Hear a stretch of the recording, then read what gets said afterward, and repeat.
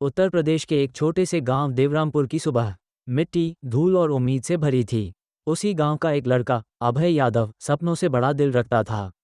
जब अभय स्कूल जाता तो गांव का सरपंच अपनी जीप से निकलता और हंसकर कहता, पहले चप्पल ठीक कर ले लड़के, फिर अफसर बनना। पर अभय के कानों में सिर्फ एक आवाज़ गूंजती, मुझे करना है। रात में मिट्टी के घर में दीपक की हल्की रोशनी में अभय पड़ता। माँ चूल्हे पर रोटी सेकती और सोचती, क्या मेरा बेटा सच में अफसर बन पाएगा। 10वीं में उसने पूरे जिले में तीसरा स्थान हासिल किया।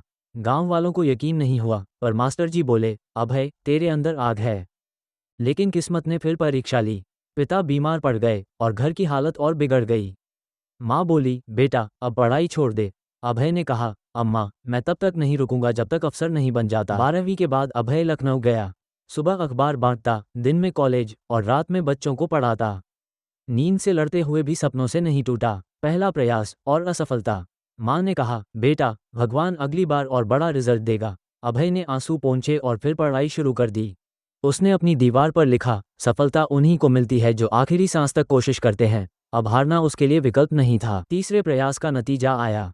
स्क्रीन पर लिखा था, सेलेक्टेड फॉर आईएएस रैंक 42। अभय चिल्लाया, अम्मा।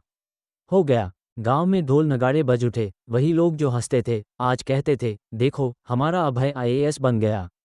सरपंच जो कभी मजाक उड़ाता था अब आदर से बोला, बेटा, अब गांव का विकास तेरे हाथ में है। अभय ने कहा, अब कोई बच्चा गरीबी से नहीं हारेगा। आईएएस बनने के बाद अभय ने गांव में फ्री यूपीएससी कोचिंग शुरू की। वो चाहता था कोई और अभय भी अपने सपने पूरे करे। सूरज ढल रहा था। माँ मिट्टी के आंगन में बैठी थी। उसका बेटा अफसर बन चुका था, गरीबी हार गई थी और एक माँ का सपना जीत गया था। दोस्तों, अगर सपना बड़ा है तो मुश्किलें छोटी हो जाती हैं। अभय की तरह हर वो इंसान सफल हो सकता है जो ठान ले, मुझे रुकना नहीं।